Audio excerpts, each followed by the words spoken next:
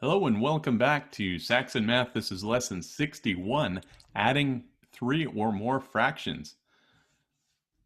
Take note here, we've actually added two fractions before, so adding three fractions isn't going to be a whole lot different. It is a new concept, however. Pedro, Leticia, and Juan shared a pizza. Pedro ate half the pizza, Leticia ate 1/4 of the pizza, and Juan ate 1/8 of the pizza. Together, the three friends ate what fraction of the pizza? To add three or more fractions, we need to find a common denominator for all the fractions being added. Once we determine a common denominator, we can rename the fractions and add. We usually use the least common denominator, which is the least common multiple of all the denominators. So looking at your example, 1/2 plus 1/4 plus 1/8. If you were to look at it, the least common denominator between all of these would be the same as the least common multiple. The multiples of 2 are 2, 4, 6, 8, 10, and it goes on to infinity. Multiples of 4 are 4, 8, 12, goes on to infinity. Multiples of 8 would be 8, 16, on to infinity. But recognize this. 8 is the least common multiple. Therefore, I want to use 8 as the denominator of all of these. So I would have 1/2 plus 1/4 plus 1/8. I'm going to write that vertically. I'm going to put 1/8 here because I just want to keep that denominator anyway, because our LCM, the least common multiple, equals 8. This one is going to be an equivalent fraction with a denominator of 8. So this would be times 2 to get to 8. That means I have to multiply this times 2 to get to 2. This one would be an equivalent fraction with a denominator of 8 as well. This would be times 4 to get to 8. So I'd have to multiply this one times 4. So I'd have 4 plus 2 plus 1 there. 4 plus 2 is 6, plus 1 more makes 7. The denominator remains the same. 7/8 would be the answer. So just keep in mind you have to make a common denominator. So if you just were able to do the first two, if you did 6/8 and then you've got another one there, you could do two different addition problems if you wanted to. You could break it down into 1/2 plus 1/4, and then the answer of 6/8 plus the remaining amount, 1/8. That's all it really is. If this happened to be a different denominator still, you could do common denominators between two fractions, but it's not too challenging to find the least common multiple of all three of those denominators. Here's what it would look like if we were to put it in a picture form. So this would be considered half right here, half of the pizza. Here would be 1/4 of the pizza right here, and this would be considered 1/8 of the pizza. So you can see the dotted dashed lines represent making this pizza into equal parts. So the denominator ends up being out of 8. You can see that's now a pizza split into 8 equal slices.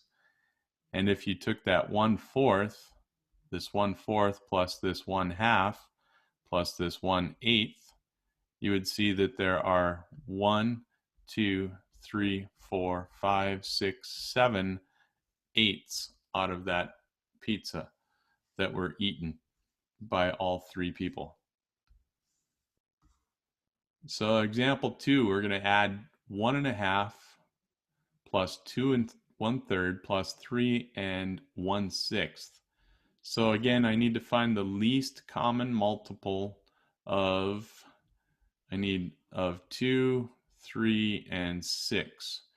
So the least common multiple, the multiples of 2 are 2, 4, 6, 8, 10, 12, and they'd go on to infinity, never stopping. Multiples of 3 are 3, 6, 9, 12, going on to infinity.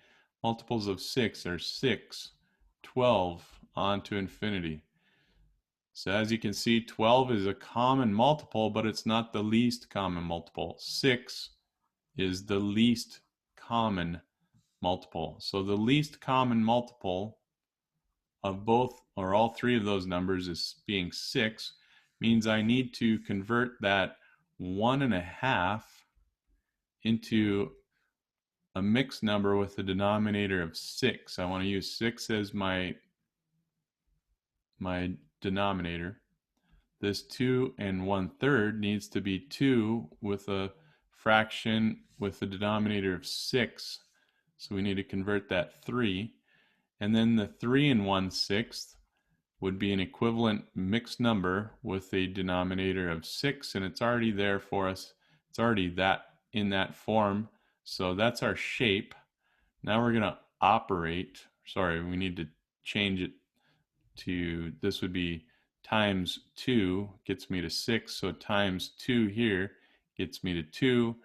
This one would be times 3 for the denominator to get to 6. So I have to do that to the numerator times 3. So this would be now 1 3/6 plus 2 2/6 plus 3 1/6. I'm going to add the whole numbers here. That would be 6 for the whole value. This would be 3 plus 2 is 5 plus 1 makes 6. So this would be 6 6/6, which is the same as 7. Why is that 7? Because this value is the same as 6 divided by 6. And 6 divided by 6 equals 1. And 1 plus 6 equals 7. So the answer to this, 1.5 plus 2 1/3 plus 3 1/6 should be 7. So just keep in mind you have to change all the denominators so that they're equal to each other. Okay.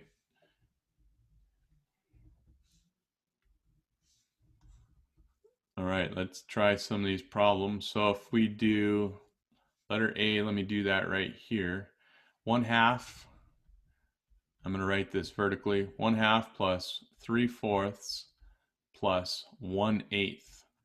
So you should write it vertically so that you can convert those into equivalent fractions with the denominator of a least common multiple of all three of those denominators. It looks to me like 8 is going to be the denominator we want to keep. So that one is going to be 1/8. This one also needs to be an equivalent fraction with a denominator of 8. This one should be an equivalent fraction with a denominator of 8. So how do you determine what the numerator is going to be? You just have to multiply or take 8 divided by 4, or recognize that 4 times 2 equals 8. So 3 times 2 makes 6. This one would be 2 times 4, which equals 8. So I need to do 1 times 4, and that would be 4 for this numerator. 4 plus 6 plus 1 makes 11 eighths. And 11 divided by 8 is the same as 1, with 3 remaining, which becomes the numerator, and then 8 is the denominator. So this should be 1 3/8. Letter B. 1/2 plus 1/3 plus 1/6. I'm going to write that vertically. I'm going to put equal signs because I want to have equivalent denominators for each of those, equivalent fractions with denominators that are the same. The least common multiple of 2, 3, and 6, I can see clearly is going to be 6, because 2 times 3 is 6, 3 times 2 is 6, 6 times 1 is 6. So 6 can be the denominator of all three of these fractions. I know that this would be 3/6 because 2 times 3 is 6. So I have to multiply 3 times the numerator. This would be times 2 times 2. So I'd have to have 2 there. So if I was to add those up, now I have the numerators. I'm taking 3 plus 2 plus 1 makes 6. And the denominator stays the same. This reduces because 6 divided by 6 is 1.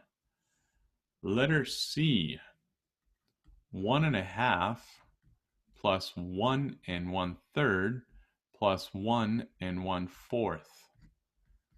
So I'm going to rename these with fractions or mixed numbers I see that they're all, if I was to list out the multiples of 2, 3, and 4, I know for sure that 12 is going to be one that they're all going to have. If it ends up not being the least common multiple, that won't really hurt our answer. We could use a number that's a larger multiple, or that doesn't turn out to be the least common. It just means we might have to do a little more reducing in the end. But it looks like I'm going to make this one a 1 with a denominator of 12. It's a mixed number with a denominator of 12. That'd be times 3 to get to 12. This numerator would be times 3, so that makes this 1 3/12. This one would be 1 with the denominator of 12 here, and this would be times 4 to get to 12, so I need to multiply the numerator times 4 also, so that'd be 4/12. This one would be 1 with 12 in the denominator again, and this 2 times 6 will get me to 12. 1 times 6 will get me to 6 there. So now I'm going to add these together. Now I have 3 for the whole values, and then I have 6 plus 4 makes 10, plus 3 more makes 13 over 12. And that 13/12, this breaks down into 1 and 1/12, because 13 is divided by 12, it'd be 1 with 1 remaining over the denominator of 12. So now I have to take that 3 plus 1 and 1/12, which makes 4 and 1/12. So that's what I should have for that. All right, for letter D, you can see would be 1/2 plus 2/3 plus 5/6. So if I'm going to add those together, I'd end up with, looks like the denominators are all going to be 6, so this one can just remain 5/6. This one is going to be a denominator of 6. We'll have a denominator of 6 here. That's 3/6, I know. This one would be the same as if I multiplied by 2, so that's 4/6. So now I just have 3 plus 4 plus 5. That would be 7 plus 5, which makes 12/6. And this one is easy enough because I know what 12 divided by 6 is. That's 2. Letter E, 1/2 plus 3/4 plus 7/8. So if I was going to add those together, I see that 8 is going to be the least common multiple, so this will just remain 7/8. This one will be a denominator with 8. This one will be a denominator of 8. This would be times 4 if I was going to get to 8, so I have to do that times 4, and this would end up being 4/8.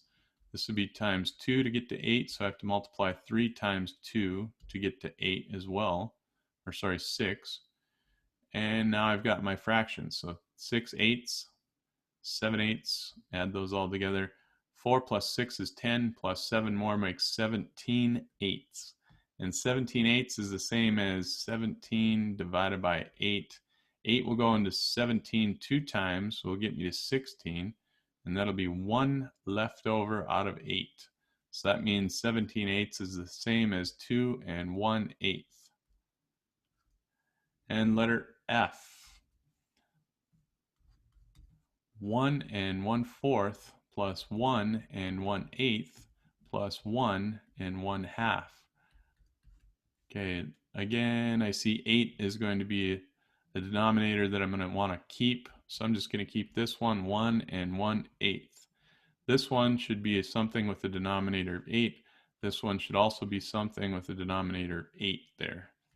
So the equivalent mixed number for this one would be times 2 to get to 8. So I have to multiply the numerator times 2. That'd be 2/8 here. This one would be times 4 to get to 8. So I have to multiply the numerator times 4 to get to 4 here. Now I add these together, I end up with 3 wholes. 1, 2, 3. This is 2 plus 1 makes 3, plus 4 makes 7. So 7 is the numerator, and the denominator just remains 8. This one is reduced 3 and 7/8.